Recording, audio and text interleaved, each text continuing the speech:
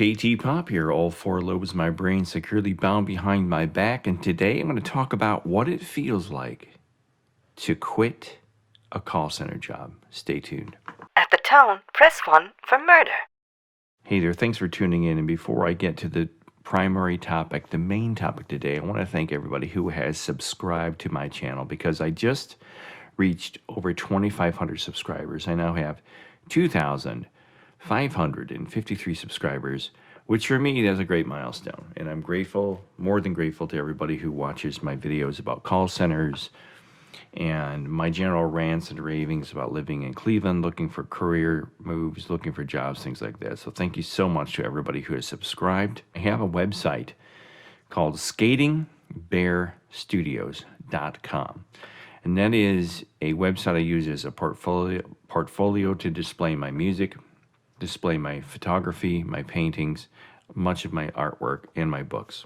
I've got 3 books you can purchase on Amazon.com on their Kindle service. The first book I ever wrote is called Breathe, John Lennon, A Conspiracy to Murder.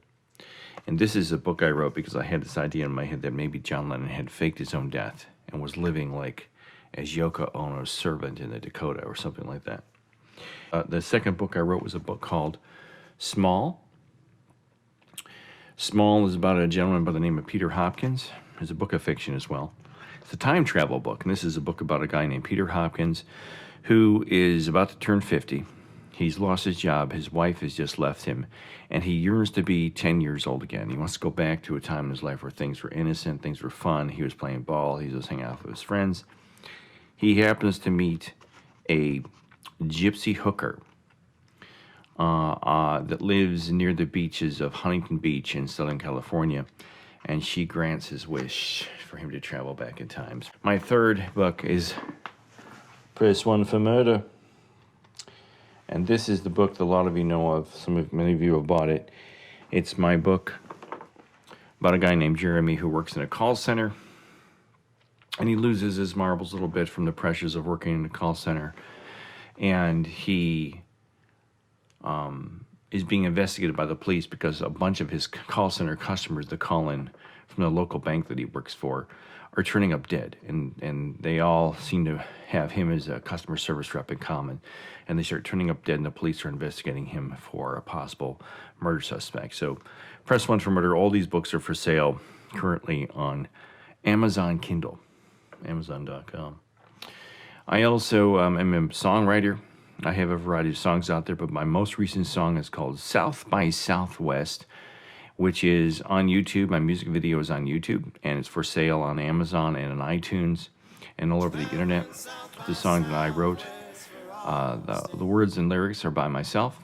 The song was produced and recorded at Positive Vibes Recording in Cleveland, Ohio, produced by Isaiah Jackson. Harmonies by Kate Hart, the beautiful voice of Kate Hart. So check out my video, South by Southwest. So back to the main topic of the day is what it feels like to quit a call center. And I can tell you that when you get to finally quit a call center, after you've found another job that you feel is better, when you leave a call center,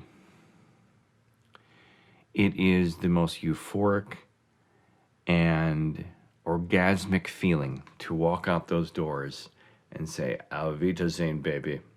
There's no I'll be back. It's all, I'm gone, baby. I'm never going to think about you again. It is the most uplifting and exciting feeling to leave a call center. It feels so good. Like this weight has come off your shoulders. And I can give you an example. When I worked at Verizon, I'd been there for 2 years, and I finally gave my 2-week notice.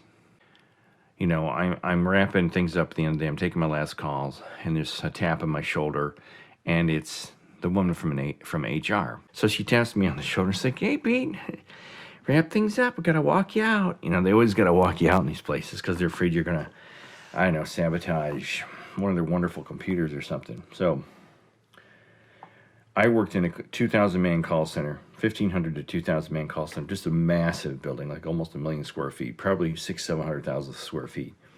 And as I turned around to walk out, and I'm walking alongside her down the main aisle of all the cubicles like you see behind me here, it looked just like, my call center looked just like this behind me.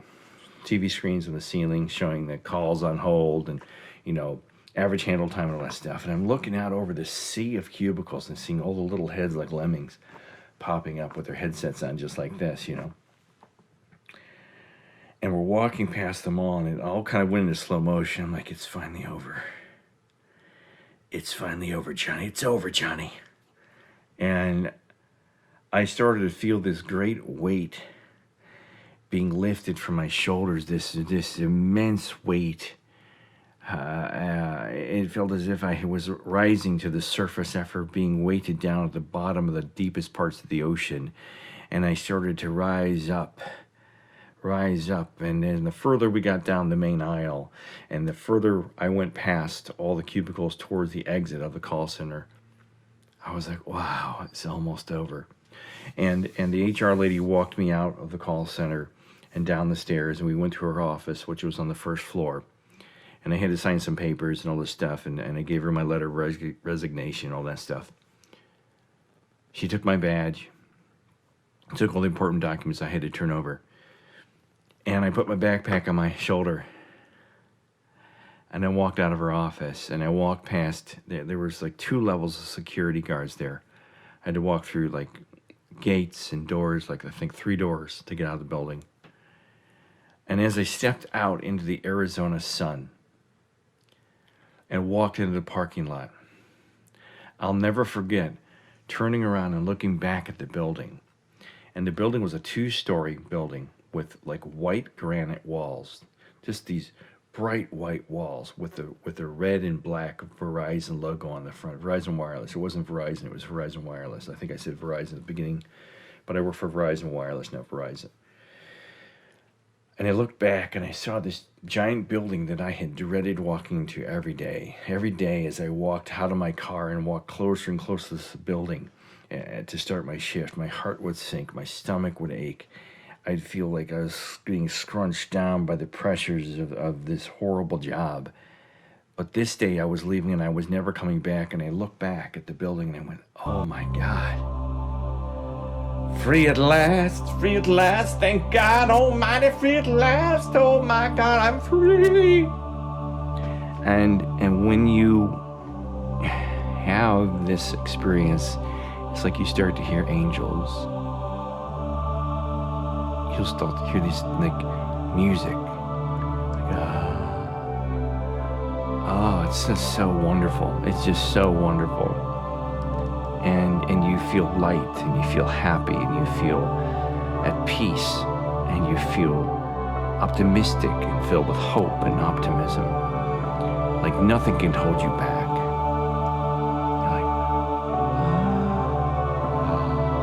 You're floating, you're above the clouds, you're free, you're up above the doldrums of that world, of that job, that career. It is the most exciting and wonderful feeling to finally be away from that horrible, horrible, horrible job environment. And the funny thing is, I turned around and I walked back to my car, And I remember opening the car, and it's 118 degrees outside or whatever it was there. The car inside is like 200. And, you got to roll down the windows and you sit down to let your car cool off a little bit. You turn on the car, air conditioning comes on. It's blowing hot air at you because the car is still hot. And I remember putting my hands on the steering wheel, and I was like, I'm free. I said to myself, oh no, now what? Now what do I do? And I said, I know now what. Now I can go back to school. Now I can focus on my photography and my art and my music. And I can do the things that I dreamed of doing when I was being tortured at that desk in the call center.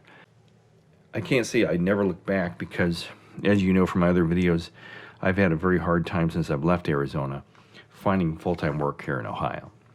But the feeling you will get when you quit, you will hear angels, you'll hear angelic voices, you'll feel free, you'll feel light, you feel excited. You'll be just completely, you'll know in your heart it was the best choice, it was a good choice. Free at last, Thank God Almighty, free at last. I am free from the bondage and the chains of a call center. Amen. Can you say yes, baby? Can you say baby? It's a great feeling, man. It's a great feeling. And then when you start to truly follow your dreams and what you want to do and what you're meant to be doing, it'll feel even better to you as you go on with your life. And hopefully you won't ever have to go back in a call center again like I had to a couple times. So there you have it. That's how it feels. You'll feel angelic. You'll hear voices of angels talking in your ears telling you it was the right choice. At the tone, press 1 for murder.